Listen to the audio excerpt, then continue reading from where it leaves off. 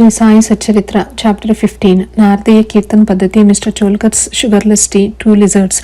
The readers may remember that mention was made in the 6th chapter regarding the Ramnavami festival in Shirdi, how the festival originated, and how in the early years there was a great difficulty in getting a good Haridas for doing Kirtan on those occasions, and how Baba permanently entrusted this function, Kirtan, to Dasganu, and how he has been doing it successfully ever since.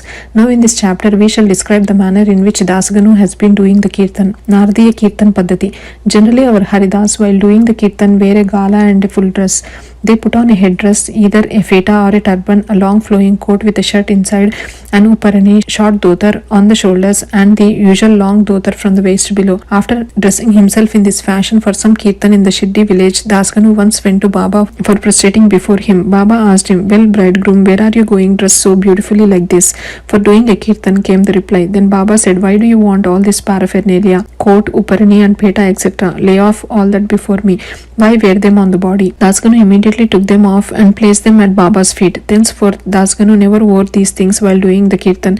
He was always bare from waist upwards. A pair of chiplis was in his hand and a garland round his neck. This is not in consonance with the practice generally followed by all the Haridas, but this is the best and the purest method. The sage Narada, from whom the Kirtan Paddhati originated, wore nothing on his torso and head. He carried a veena in his hand and wandered from place to place singing the glory of the Lord. Mr. Cholkar's Sugarless Tea. Initially, Baba was known in Pune and Ahmednagar districts, but Nana Sahib Chandorkar, by his word of mouth, and Dasganu by his splendid Kirtans, spread the fame of Baba in the Konkan, Mumbai presidency. In fact, it was Dasganu, may God bless him, who by his beautiful and inimitable Kirtans made Baba available to so many people there. The audience who came to hear the Kirtans have different tastes. Some like the erudition or learning of the Haridas, some his gestures, some his singing, some his wit and humor, some his preliminary dissertation on Vedanta, and some his main theme, and so on. But among them there are very few who by hearing the Kirtan get faith and devotion or love for God or saints. The effect of hearing Dasganu's Kirtan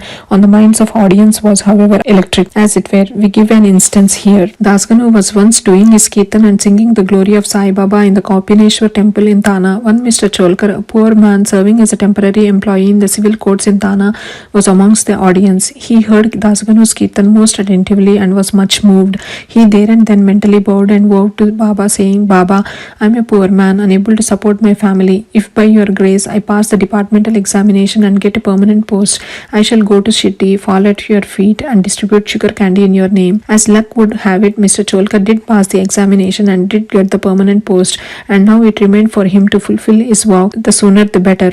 Mr. Cholkar was a poor man with a large family to support, and he could not afford to pay for the expenses of a Shirdi trip. As is well said, one can easily cross over Nanya Ghat in Thana district or even the Sahyadri range, but it is very difficult for a poor man to cross Umbar Ghat, that is the threshold of his house. As Mr. Cholkar was anxious to fulfill his vow as early as possible, he resolved to cut down his expenses and save money. He determined not to use sugar in his diet and began to take his tea without it. After he was able to save some money in this way, he came to Shirdi, took Baba's darshan, fell at his feet, offered a coconut, distributed it with a clean conscience along with sugar candy as per his vow, and said to Baba that he was much pleased with his darshan and that his desires were fulfilled that day. Mr. Cholkar was in the masjid with his host Bapu Sahib Jog. When the host and the guests both got up and were about to leave the masjid, Baba spoke to Jog as follows: "Give him, your guest, cup of tea fully saturated with sugar." Hearing these significant words, Mr. Cholkar was much moved. He was wonderstruck. His eyes were bedewed with tears and he fell at Baba's feet again. Mr. Jog was also curious about this direction. Baba wanted by his words to create faith and devotion in Cholkar's mind. He hinted as it were that he got the sugar candy as per his vow and that he knew fully well his secret determination not to use sugar in his diet. Baba meant to say, "If you spread your palms with devotion before me, I am immediately with you day and night. Though I am here physically, still I know what you do beyond the 7 seas. Go wherever you wish over the wide world, I am with you. My abode is in your heart and I am within you. Always worship me, who is seated in your heart as well as in the hearts of all beings. Blessed and fortunate indeed is he who knows me thus." What a beautiful and important lesson Baba had thus imparted to Mr. Cholkar. Two lizards. Now we close this chapter with the story of two little lizards. Once Baba was sitting in the masjid. A devotee sat in front of him when a lizard tick-ticked. Out of curiosity, the devotee asked Baba whether this tick-ticking of the lizard signified anything good or was it a bad omen. Baba said that the lizard was overjoyed as her sister from Aurangabad was coming to see her. The devotee Devotee sat silent, not making out the meaning of Baba's words.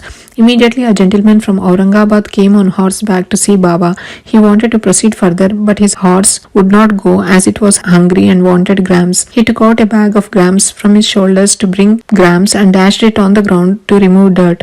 A lizard came out from there and in the presence of all climbed up the wall. Baba asked the questioner devotee to mark her well. She at once went strutting to her sister. Both sisters met each other after a long time, kissed and embraced each other, whirled round and danced with love. Where is Shiddi and where is Aurangabad for the lizard? How should the man on horseback come there from Aurangabad with the lizard? And how should Baba make the prophecy of the meeting of the two sisters? All this is really very wonderful and proves the omniscience, the all-knowing nature of Baba. Postscript.